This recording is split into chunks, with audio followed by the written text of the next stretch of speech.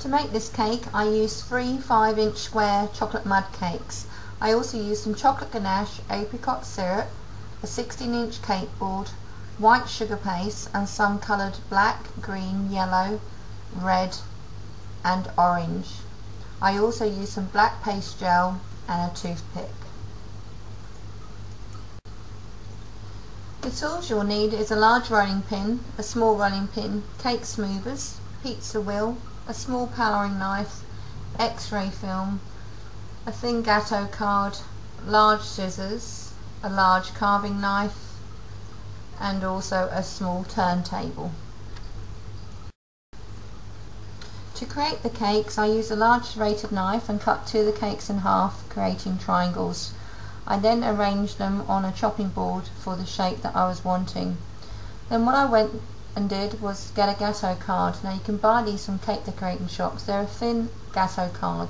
They're not the strong cake boards that we use to put our cakes on. I rearranged the cakes back into position on the cake board and I traced round just using a scriber to mark the shape of the cake gatto card, and then I removed the cakes from the gatto card and used some scissors to cut the actual shape out. I then arranged some gripper mats on the chopping board and placed the template back on, and then using some softened ganache I then ganached the cake onto the gatto card. I then used some ganache and smoothed the ganache all over the cake, sealing it up, ensuring a nice even covering. I then waited for the cake to firm up a little bit further, and then using a jug of hot water with a cranked palette knife I then smoothed it over, making sure there was no dimples and it was a nice even covering. You'll now need to leave your cake to firm up, and that can take about an hour if it's left in air conditioning, before you then cover it with sugar paste. The making of the Christmas trees, you'll need some green sugar paste, embroidery scissors, cake dowel, pre-made yellow sugar paste stars and a number 4 artist brush with water. The Christmas trees are made by using coloured green sugar paste. You'll need to take a piece of coloured sugar paste, no bigger than the size of a golf ball, and roll it into a ball and then into a cone. Make sure that the base is nice and flat and the tip of the cone is nice and pointed. You'll then need to get a cake dowel and a small pair of embroidery scissors. Insert the cake dowel at the base of the cone, making sure it's only about an inch into the base of the cone. You'll need to make sure that your thumb and your fingers support the base of the cone to prevent it from sliding down onto the dowel. Using a small pair of embroidery scissors, starting at the very top with the tip, snip all the way around, creating Christmas tree branches. Once you've done a full circle at the top, then go in between the gaps and create more branches by making more snips until you go all the way around the entire cone. Once you've snipped all the way around and created a nice Christmas tree, gently remove it from the cake dowel and place it onto a piece of upholstery foam that you can buy at most haberdashery shops, or if you live in Australia, my favourite shop, almost favourite shop, Spotlight. You can also make some Christmas tree stars from yellow sugar paste. These can be made in advance and allowed to dry, or you can make some yellow Christmas tree stars now. Roll out some yellow sugar paste, using a star cutter cut out some stars and then place them on the upholstery foam to dry for about 5 minutes. Once they're starting to set, lightly brush with some water on the back of the star and then attach to the Christmas tree. Leave the Christmas trees on the upholstery foam to dry for about another hour until they're firm to touch. This will make it easier to handle when you want to place them onto your decorated cake board. To create the Happy Christmas words, I used some red sugar paste, and I rolled the red sugar paste out to about 2 mils deep. Using some metal alphabet cutters, I then rolled out the red sugar paste, and then I actually lifted it back up off my corian board and then placed it back down. That ensures that basically the sugar paste does not stick to the board when I use the cutters. And then choosing the alphabet letters that I need for the words Happy Christmas, I then cut them out. What I then do is remove the excess, all the surplus sugar paste that surrounds all those letters, and I always remove that. And then using a toothpick or a scriber, I then go in and remove the cutouts that haven't been cut out from the centres, like the A's and the P's and the R's. Once they've been removed, I then wrap up the rest of the sugar paste and use that again for another project. And I allow the letters to sit on the board for about 5 minutes just to firm up. Once they're firmed, I then place them onto a upholstery piece of foam using a small crank palette knife to lift them up, and then place them on the foam to dry. Once they're dry, I then will position them onto the cake board. The cute Christmas penguins are made by using white sugar paste. If you're working in a hot, humid climate, I suggest that you put a small amount of Tylose to your little decorative penguins. Otherwise, you'll find that they won't support their shape. You won't be able to get them positioned to slide down on the side of the cake because they won't hold their shape. A rule of thumb, for every small piece of sugar paste, generally the size of a golf ball, I'll add a pinch of Tylose to it. Now, Tylose you can buy at cake decorating shops. It's a powder that can be added to our sugar paste, and what it does, it starts to harden the sugar paste, but what it also does, it's an exceptionally good job, is repel the humidity. So when you make your figurines or your details, they then don't soften up again. So add this to your sugar paste and roll out some small cones. Make sure the cones are smaller than the size of the Christmas trees, otherwise they won't look in keeping in size with the design. Once you've rolled out your little cones for the penguin bodies, make sure the bottoms are nice and flat, and then place them on a piece of upholstery foam to dry. I suggest you make a minimum of 5. I've made 7 in this design. It looks quite cute. Now the next thing we're going to do is we're going to create some black sugar paste. Now a little tip that I'd like to share with you is when I use black for detailing my cakes, I never actually use just black sugar paste. I actually use the Bakewell's chocolate sugar paste, and then I put some Wilton black paste gel colour into it and then colour it. What you have is 1 tasting chocolate sugar paste, and 2, a piece of paste that is easy to handle, it's not sweaty, it's not sticky, and it's not a nightmare to use. So for those that can access the Bakewell's chocolate paste, I suggest you get some and colour it up. It's fantastic. Now you're going to need to cut out a triangle to cover the back to create the penguin, and you can either use some square cutters, or if you've got some triangle cutters, then cut out the triangle. You want to roll your paste out to about 2 mils thick, and then using your cutter cut out your shape. Make sure the triangle will fit around the back of the penguin and come up and create the little V at the top of the penguin's head.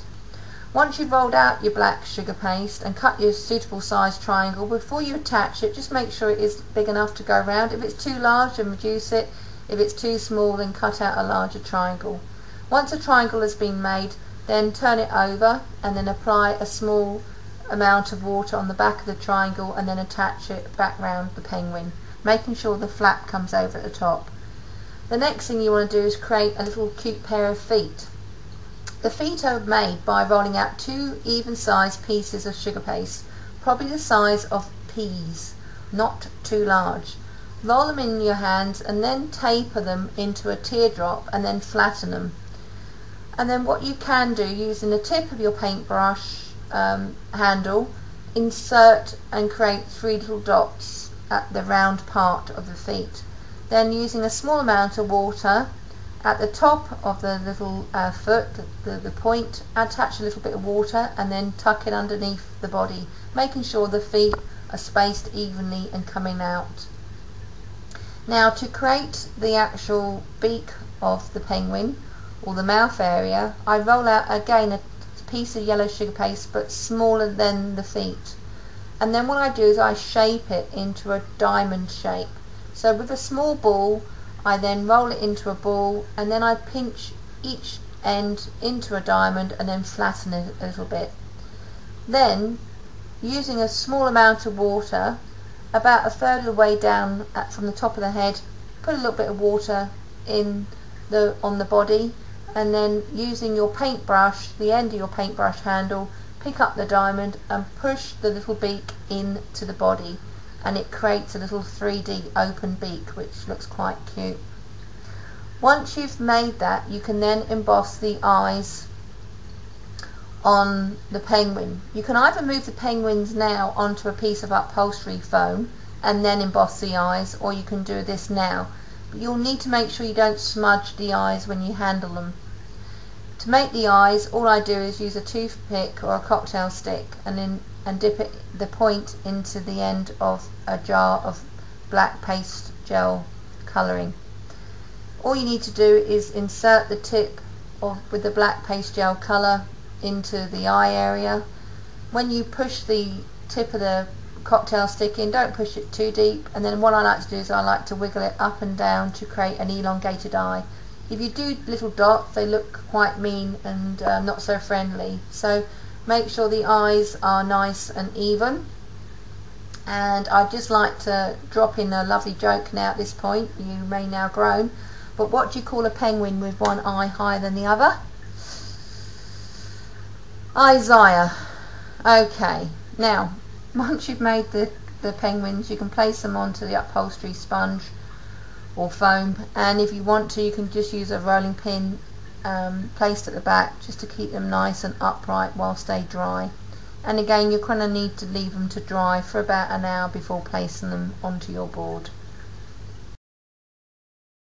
I've used about 1600 grams of white sugar paste, and to the right of this photograph you'll see the tools that I've also used. I've got a large 20-inch rolling pin, I've got 2 cake smoothers, I've got a pizza wheel and a blue piece of x-ray film. So this is just ordinary x-ray that's been cut up into small squares and with the sharp corners cut off, and then I've used a scourer to remove all the black ink, which is really important because the ink on the x-ray is not food safe.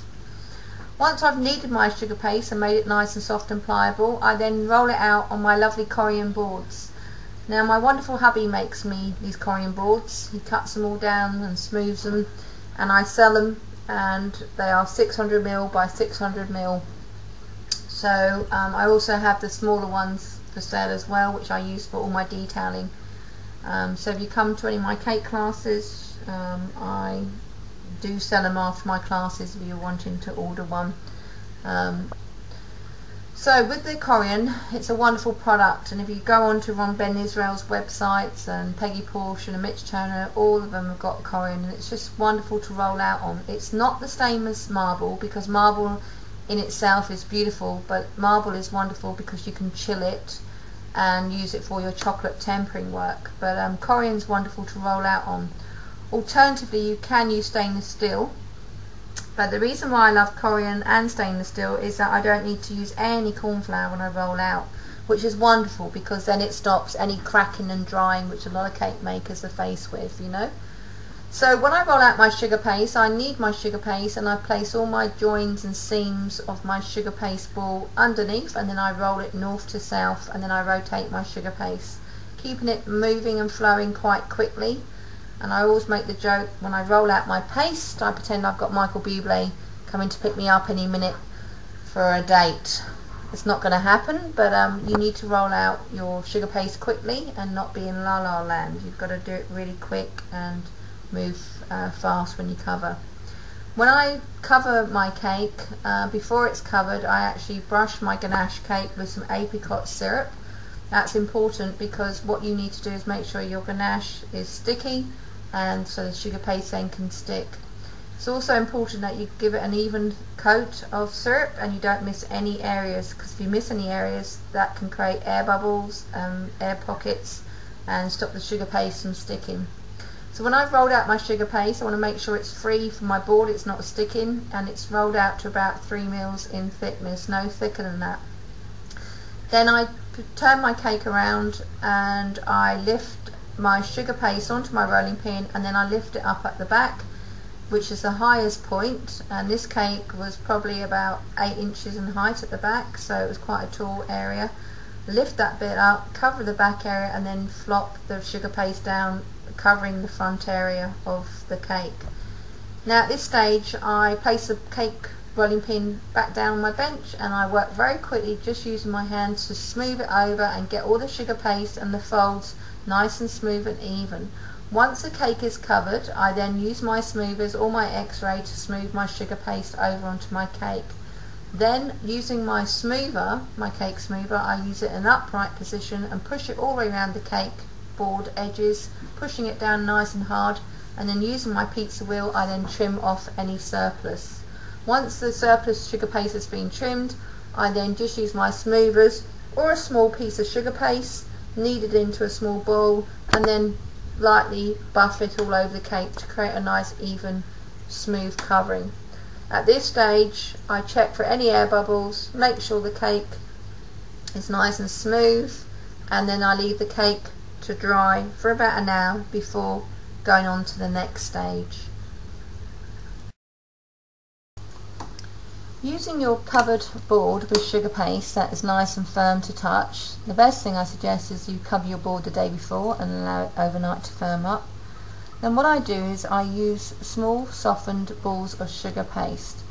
I sometimes make a paper template the same size as the cake, and then what I do is I reduce it, fold it in half, and then using scissors cut the paper template down so it's smaller. Then using the paper template I then place it in position on the cake board where I want the cake to be. And then what I do, I get some small pieces of sugar paste with a little bit of water moistened on them, and use them like white tack and position them all the way around the template. I then remove the paper template and then put additional few small balls of sugar paste on, and then I use a crank palette knife and gently I lift up my covered sugar paste cake and then position it onto the cake board. I always find that because the sugar paste doesn't dry too quickly, the small balls of sugar paste underneath the cake, I can then maneuver the cake and position it so that if it's not in the right spot I can adjust it. Okay, and then what I like to do is just make sure that the cake is centered and positioned in the right space.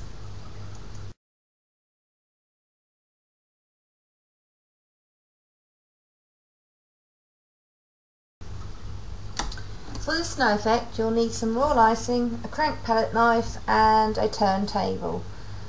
So placing your cake onto a turntable, I find it's just much easier to coat the cake with the royal icing, and you want to make sure your royal icing is quite a sort of a stiff peak icing. You don't want it too runny, otherwise it won't hold its shape.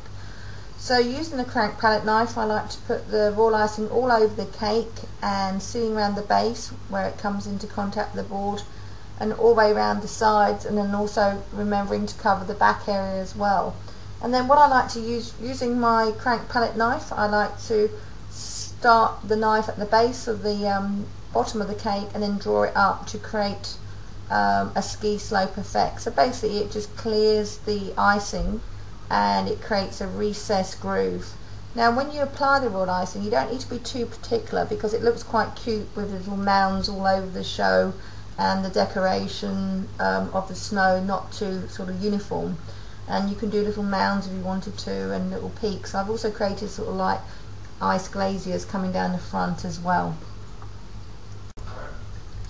The next thing you'll do is position all your penguins and your Christmas trees, and before I actually place them in position permanently I like to move them around and see where they suit. Some of the penguins I actually want to position on the slope so like they're sliding down on their back. Once I've grouped all the Christmas trees, and I've also made some details at the back as well, so I've put a couple of Christmas trees at the back so it's not just plain, I then use some of the royal icing and put a small amount in on using the palette knife, and put a small amount at the bottom of the Christmas trees and also on the penguins, or on the penguins' backs, so they're going to be actually sliding down on their backs. With the Happy Christmas lettering I actually pop some icing into a piping bag, and using a number 1 piping tube I'll pipe a few small little dots on the underside of the letters and then push them and place them onto the cake board. You can also, if you want to, for extra snowy effect, is to lightly dust with some pure icing sugar, not the icing mixture because that's got corn flour in and that will dissolve quicker. But using the pure icing sugar you can use a sieve and lightly sieve some icing sugar, or if you've got an icing shaker, shake it on top. So now you've got a beautiful Christmas decorated cake. So I hope you've enjoyed this, and I hope you're going to be creating perhaps this cake again for next Christmas. And just to let you know, I'm based in Daisy Hill, which is south of Brisbane, close to a lovely shop called IKEA, and I teach cake classes and decorations and piping and all sorts, and I also make wedding cakes. So if you live in the area and you want to attend a class, just visit my website. So have a great New Year. Bye.